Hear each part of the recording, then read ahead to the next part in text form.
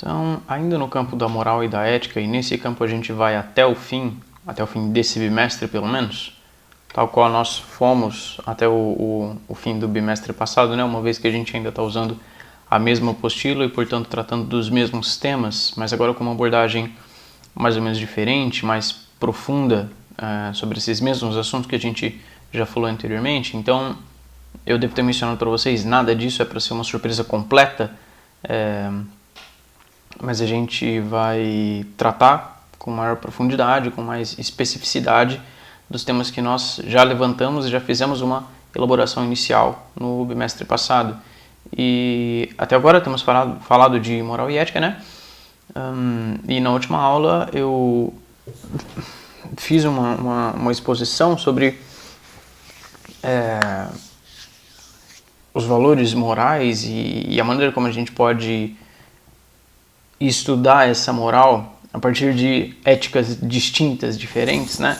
E aí nós chegamos a um impasse, talvez, numa questão sobre a natureza da moral, que ela pode ser de duas maneiras distintas, né? Mas não ao mesmo tempo. Ou ela é de um jeito, ou ela é de outro jeito. Que a gente viu das elaborações racionais e tal, do iluminismo em diante, né? Que vai pensar com maior profundidade, ou vai pensar de novo sobre essa questão da moral e da ética, porque já tinha sido primeiramente exposto, elaborado, analisado pelo Sócrates lá na Grécia Antiga e pelos seus sucessores, não é? Mas que essa questão da moral e da ética caiu em algum desuso ou tomou uma importância menor nos anos seguintes, e aí ela volta ao debate, ao topo das discussões, a berlinda, não é? Na Idade Moderna e aí na Idade Contemporânea. Mas a partir do iluminismo, essa moral e ética ganha um novo caráter, né? São observadas por uma nova perspectiva de inclusão, de igualdade, de liberdade, uma vez que a gente está num mundo completamente novo,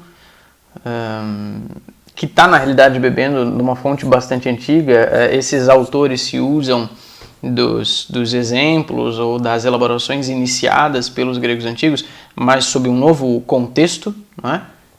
E aí, de novo, eu lembro para vocês que toda a história e a filosofia é filha do seu próprio tempo, então a gente pensa, a gente se preocupa com as coisas que o nosso presente mais imediato nos joga na cara, né? A gente procura resolver os nossos problemas que se manifestam na nossa materialidade, no nosso presente, no nosso cotidiano. Por isso, então, a gente vai falar que a história e a filosofia são filhas do seu próprio tempo. As elaborações históricas ou filosóficas de um determinado tempo dizem respeito ao contexto no qual ela foi criada, engendrada, formulada. E esses autores que a gente vai falar agora, eles estão num contexto desse iluminismo, né, que está abrindo as portas à idade contemporânea. E isso tudo vai levar a uma... Bom, esse iluminismo, né, é um movimento de apagamento, de obliteração, de enterrar o antigo regime, um período de obscurantismo, não é? E vão exaltar as ciências e as artes e o desenvolvimento técnico-científico e ético e moral e tudo isso como se fosse a mesma coisa. E descobrindo essas leis da natureza e para o avanço da ciência, pressupõe-se também a aspiração por uma moral que seja universal, que seja um bem supremo. Uma moral universal baseada numa razão libertária e libertadora. E aí então surgem duas principais correntes, né, aparentemente opostas, divergentes, que eu encerrei a última aula falando disso, né, marcadas por desacordos conceituais entre a proposta kantiana da ética do dever e da ética utilitarista. Essas propostas correspondem respectivamente a uma universalidade moral ou ao relativismo moral. E a gente começa pelo Kant, com essa universalidade moral. Quer dizer, essa moral que é objetiva, que é sempre igual a ela mesma, que não muda, independentemente do tempo, ou do lugar, ou da circunstância, da ocasião, das culturas, não importa. Essa moral seria sempre fixa. O certo é certo, o errado é errado. Não importa onde você esteja, não importa em qual tempo você esteja. E essa ética utilitarista, ela é arbitrária, variável, depende o que é certo e o que é errado. Ele não vai tratar esses valores morais como absolutos, como bons ou maus em si mesmos. Mas a gente vai começar por essa ética kantiana, essa ética universal, né, absoluta, essa moral absoluta do Kant, que pode ser também lido como a ética do dever. E já vamos chegar lá, por que ele trata isso como uma ética do dever, né? Esse Kant, então, do século XVIII, ele nasceu em 1724, então, na primeira metade do século XVIII, foi morrer em 1804, logo no comecinho do século XIX.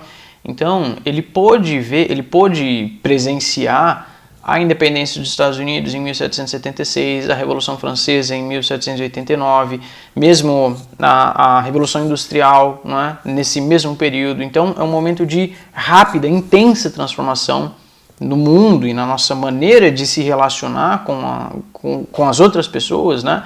Nós temos mudanças muito significativas, muito importantes num nível político, ideológico, né? A gente tem uma mudança brusca, talvez até, de uma passagem de um regime autoritário, absolutista, das monarquias absolutistas, que vão cedendo cada vez mais pela força mesmo, né? Ou pela falta de força, que eles não conseguiram se impor aos movimentos sociais desse século XVIII e XIX, que vão inaugurar a Idade Contemporânea com um caráter mais libertário mesmo, né, mais individualista, vai inserir muito mais pessoas na participação política, na construção de uma nação ou de costume, enfim. Então o Kant, que viveu nesse período aí, numa cidadezinha no norte da Alemanha, que ainda não era a Alemanha, né, era o Sacro Império Romano Germânico, eram os reinos germânicos, onde a gente chamava a época de Prússia, porque a Alemanha mesmo só veio a se formar no finzinho do século XIX, lá em 1870, 71, aqui ele vai morrer em 1804, então ele está 70 anos distante da Alemanha se formar como Estado Nacional, como uma nação, efetivamente. Mas tudo bem, isso é só para vocês se localizarem, né? Mais ou menos onde ele estava, em que época ele estava, qual era o contexto social, político, econômico. Ele vai tecer várias elaborações, né, muitos pensamentos, ele vai filosofar de maneira muito profícua, ele vai escrever muita coisa sobre a metafísica, sobre os costumes, sobre a moral, sobre política, sobre a teoria do conhecimento. Então a gente estuda o Kant por várias abordagens diferentes, distintas. Vocês ainda vão ver o Kant algumas vezes no curso de filosofia nos próximos anos, né? Nos próximos momentos. Mas aqui a gente vai fazer uma abordagem da questão moral dele, né? E essas reflexões éticas que ele vai tecer, ele vai tratá-las principalmente numa obra chamada de Fundamentação da Metafísica dos Costumes, que ele publicou, ele escreveu em 1785, pouquinho antes da Revolução Francesa, portanto, que foi em 1789, como vocês sabem. O que quer dizer Fundamentação da Metafísica dos Costumes? Essa metafísica dos costumes é justamente a moral. Lembram que a gente caracterizou, definiu a moral como conjunto de regras, leis, costumes e combinados sociais que vão reger uma determinada comunidade, uma sociedade? É o que a gente tem como bem ou mal, certo, errado, bonito, feio, usual, estranho. Isso é a moral, são os costumes. É o que ele vai chamar de metafísica dos costumes. Por que metafísica? Porque essas coisas elas não são tangíveis, elas não são palpáveis, elas não são materiais, elas não são físicas. Nossos costumes, por exemplo, não são palpáveis. A nossa maneira de falar, um idioma, uma gíria, um sotaque, ou mesmo as nossas percepções de certo, errado, bonito ou feio, tudo isso que eu falei que está dentro da moral. Essas coisas não são palpáveis, elas não são materiais, elas não são físicas. Elas estão além da física. Então ele vai botar tudo isso no campo da metafísica, que é, na realidade, o que sobra para a filosofia investigar, né? Conforme as ciências da natureza vão se desenvolvendo e vão ganhando um aspecto, um estatuto individual, particular, elas vão se desgarrando da filosofia. Então resta a metafísica. E muitos dos filósofos da modernidade vão... quer dizer, está posta essa dicotomia entre a física e a metafísica. E muitos filósofos vão descartar a metafísica, porque não é comprovável, não é matematicamente analisável.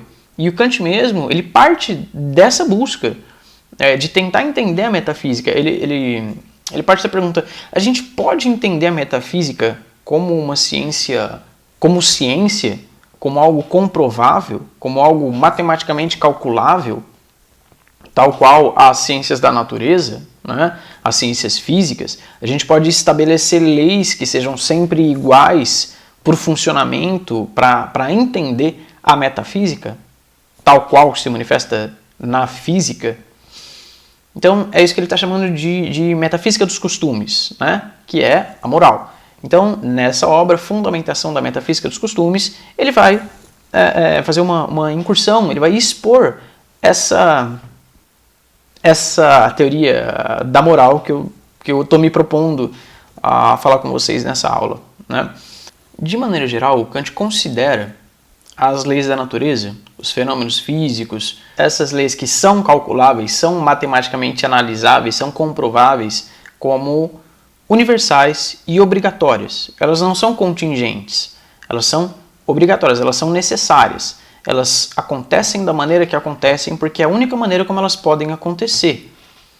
A natureza, ela tem uma regra, um sentido intrínseco a ela mesma, ela tem uma essência que é imutável, é sempre igual. É por isso que as leis da natureza são leis da natureza, porque elas não podem ser quebradas. Elas têm um procedimento que é sempre igual, independente do lugar, independente do tempo. As leis da termodinâmica, lei da gravidade, lei de, o desenvolvimento das células, elas vão sempre acontecendo de um determinado jeito, dadas as condições de temperatura e pressão, Então, a natureza ela tem leis, tem regras próprias a ela mesma, que são sempre cumpridas, né? Então, a natureza só acontece da única maneira pela qual ela pode acontecer, porque ela não pode fugir dessas regras, dessas leis naturais, né? Não se pode quebrar essas leis naturais por mais que se queira. E por isso a natureza funciona. E ela funciona da maneira que funciona porque é da única maneira como ela poderia funcionar, porque ela é determinada a cumprir esse trajeto natural, né? Já o ser humano dispõe de liberdade e não tem essa obrigatoriedade de determinação de seus comportamentos como a gente observa nas coisas da natureza. Mas sem perder de vista que o ser humano está inserido no mundo material e por isso ele se encontra subjugado pelas condições que a natureza nos impõe. A gente, por mais que tenha liberdade em relação à natureza, a gente ainda está subjugado a ela de alguma maneira, porque vive nela, né? E eu acho que eu falei mais sobre isso com vocês nas primeiras aulas.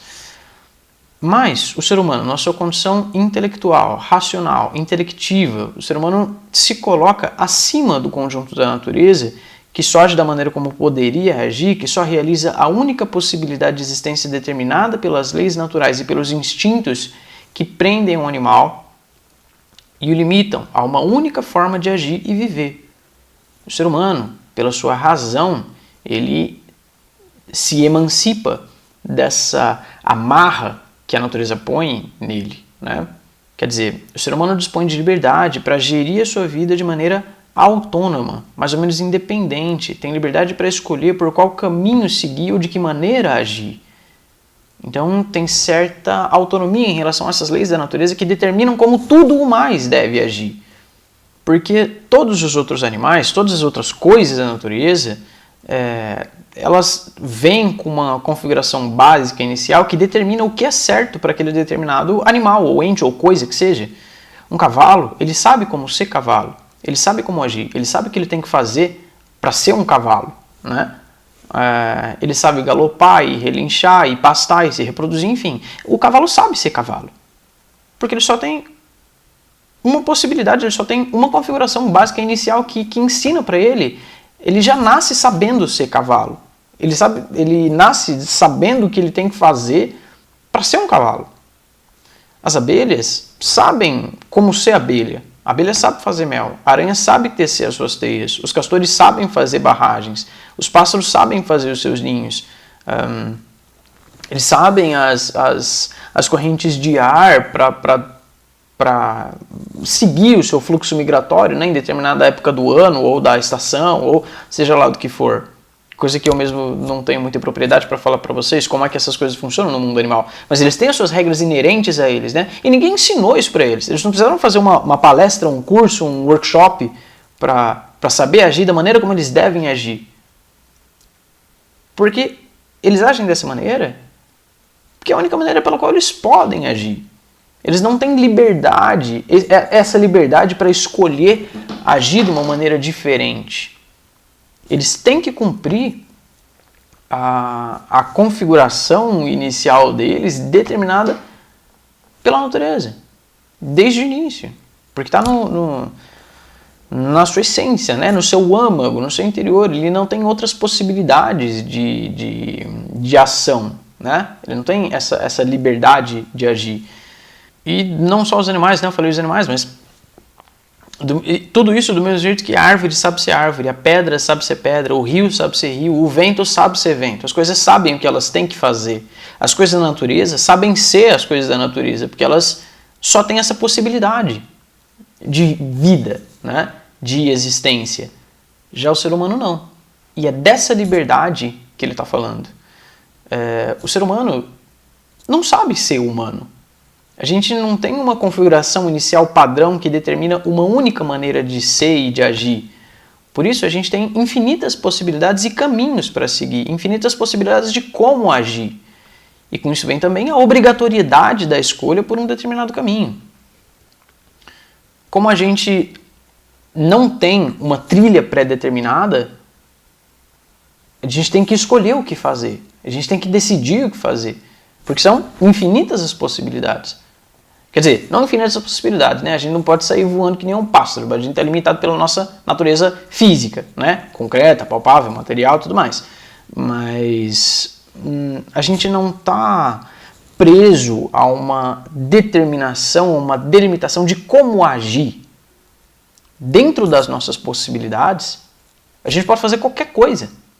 Essa liberdade nos abre infinitos caminhos pelos quais a gente pode construir a nossa vida, mas também nos impõe a obrigação, a obrigatoriedade de escolher um caminho pelo qual seguir.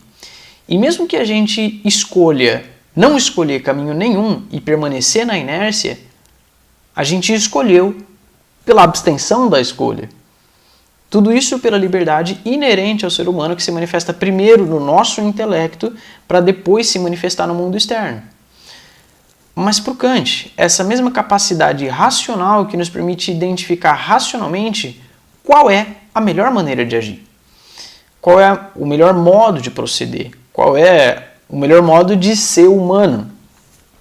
É a nossa capacidade racional que nos permite identificar as leis morais pelas quais a gente deve agir, independentemente dos nossos sentimentos ou desejos ou inclinações ou vícios ou interesses. É por causa da nossa razão, essa razão propagada, inaugurada, disseminada pelo iluminismo no qual ele se insere nesse momento histórico, que nos permite saber, aliás, que nos concede a liberdade de agir de maneira mais ou menos autônoma, independente da natureza, mas que nos permite saber qual é a melhor maneira de agir.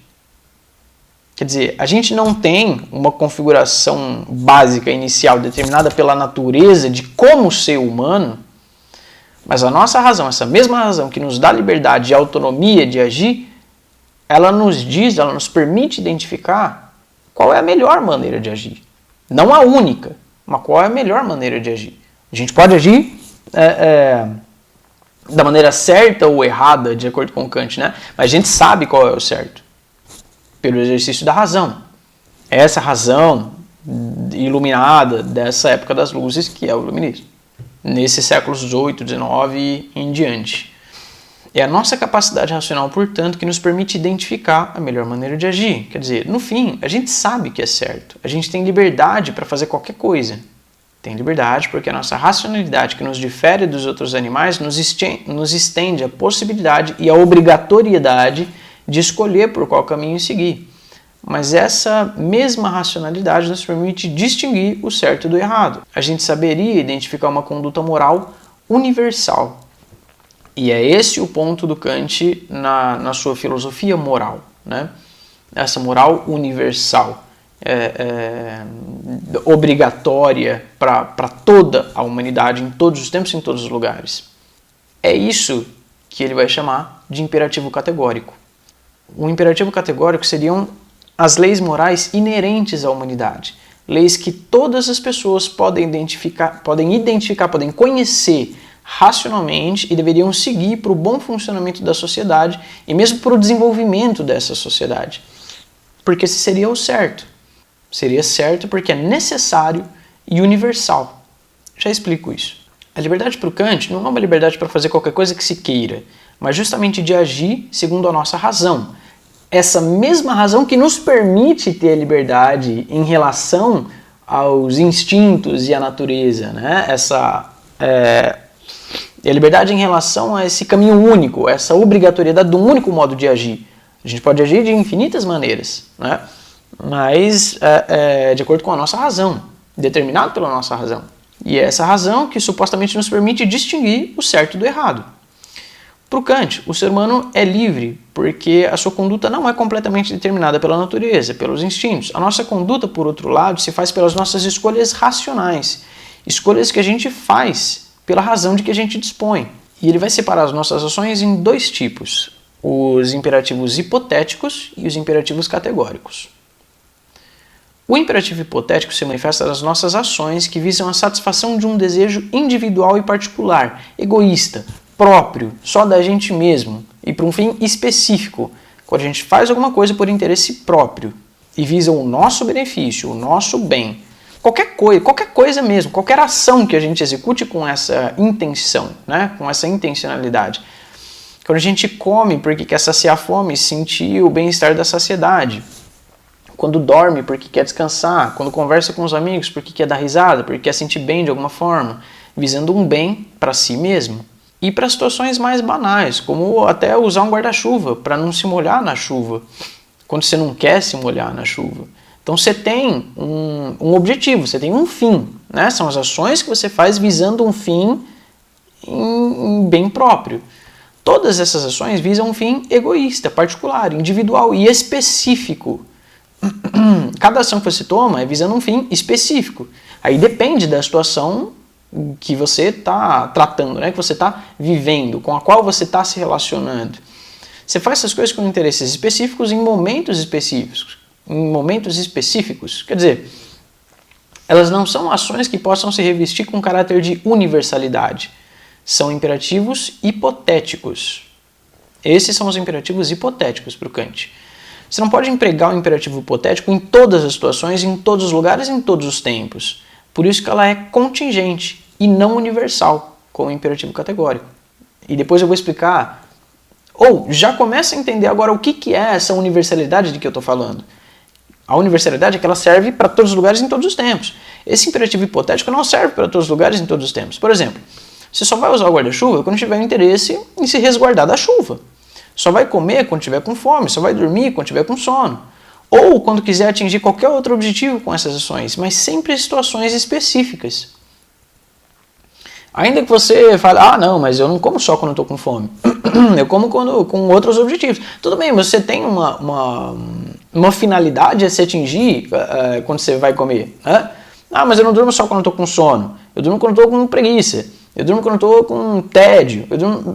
Sim, mas é para cumprir um fim específico, né? Para se livrar de uma situação que você acha desagradável, enfim. Mas às vezes eu quero pegar chuva, então eu não uso guarda-chuva. Tudo bem, mas você vai pegar chuva porque você quer, né? Você tem esse desejo, você tem essa vontade e a sua finalidade é cumpri-la, é saciá-la. Então você toma essa ação, né?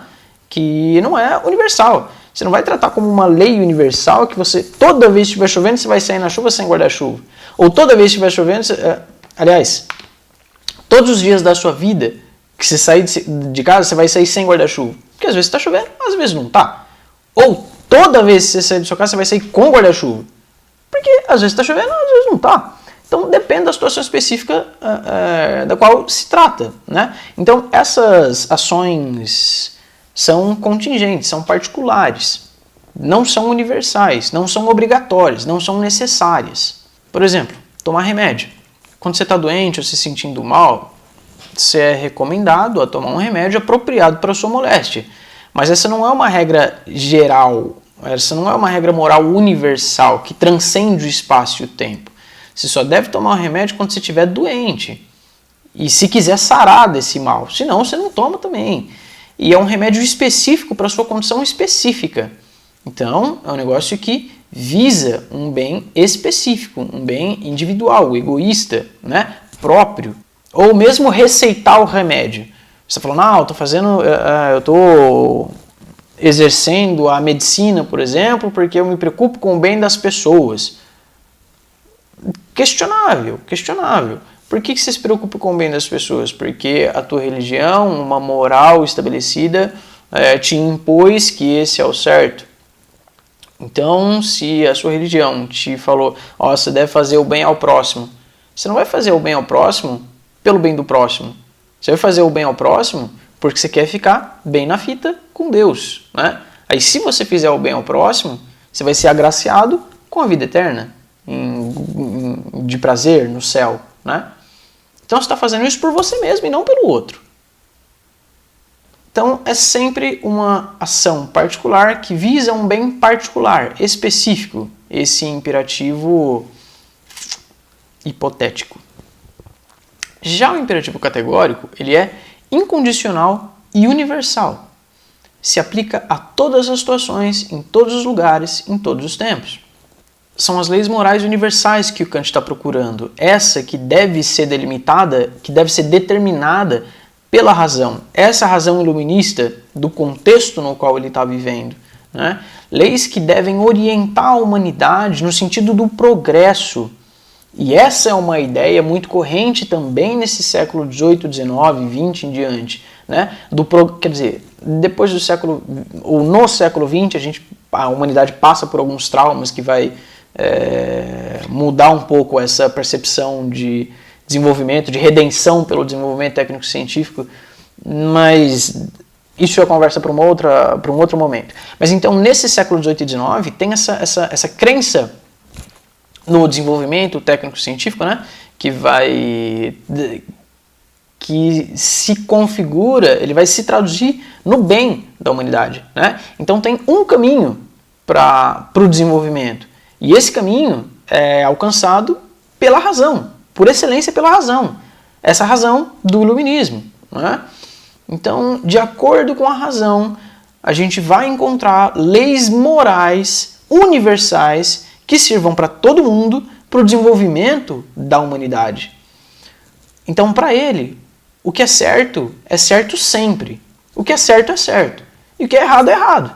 O que é certo hoje, 10 mil anos atrás era certo também. E daqui 10 mil anos também vai ser certo. O certo é sempre certo. E o que é errado hoje, mês que vem também vai ser errado. E ontem também era errado. E 100, 200 anos atrás também era errado. Então, certo é certo e errado é errado. Não interessa onde você está, não interessa quando você está, não interessa em que situação você esteja. Certo é certo e errado é errado. Isso é um imperativo categórico para o Kant. Mas, digo mais, essas ações morais guiadas pelo imperativo categórico, elas são boas em si mesmas e não visam nenhum outro fim. As ações morais guiadas pelo imperativo categórico, elas devem ser um fim em si mesmas. Um dos imperativos categóricos dele vai dizer que a gente deve tratar as pessoas como um fim em si mesmas. Nós devemos tratar as pessoas como um fim em si mesmas e não como meios para se atingir um outro fim. Que nem o exemplo que eu usei, você chamar uns amigos para sair, conversar, não sei o quê. Você está chamando seus amigos porque você quer se sentir bem com eles. Então, você está buscando um fim egoísta. Você está buscando o seu próprio bem. Você não está fazendo alguma coisa para aquela pessoa por ela. O fim da sua ação não é a pessoa, é você mesmo. Ou, sei lá, ainda que não seja os seus amigos. Você está tentando criar um bom relacionamento com alguém porque isso vai te oferecer melhores condições no mercado de trabalho depois, ou porque isso vai te dar um certo retorno financeiro. Então, você está tratando aquela pessoa de uma determinada maneira, visando um outro fim, e não ela mesma. Entendeu? Então, essas não são maneiras ideais de se agir, né? Não é um comportamento moral bem aceito de maneira universal em todos os lugares, em todos os tempos. As ações morais guiadas pelo imperativo categórico, que são boas em si mesmas, elas encontram um fim em si mesmas, que é o bem supremo. O que ele quer dizer com leis morais que extrapolam o tempo e o espaço? Está falando das ações que seriam ideais de conduta para boa sociabilidade em todos os lugares. Foi o que a gente já conversou. É sobre a pessoa agir de maneira que a sua ação pudesse ser copiada por todas as pessoas sem prejuízo da coletividade. É a historinha daquele festival de vinho que eu contei para vocês na videoaula do bimestre passado. Estão lembrados? Que aí todo mundo levou uma garrafa de água achando que ninguém ia perceber e no fim só saiu água. É isso que ele fala aqui, é agir de modo que as outras pessoas possam agir igualzinho você, sem que ninguém saia prejudicado por isso. É tornar a sua conduta como uma lei universal, como uma lei moral universal, que todo mundo possa copiar, em todos os lugares, em todos os tempos, e ninguém vai ser prejudicado. É aí que consiste o imperativo categórico, é fazer o bem pelo bem, fazer o bem porque é certo. Fazer o certo porque é certo, e não porque tem alguém constrangendo a fazer tal coisa. Porque tem leis que te proíbam do contrário. Agir por boa vontade, como ele fala, ele usa esse termo, é agir por boa vontade. Por exemplo, se você fizer o que é certo só porque tem uma lei que te obriga a isso, você não está agindo de maneira moralmente aceitável ou aprovável, porque você está agindo de forma egoísta.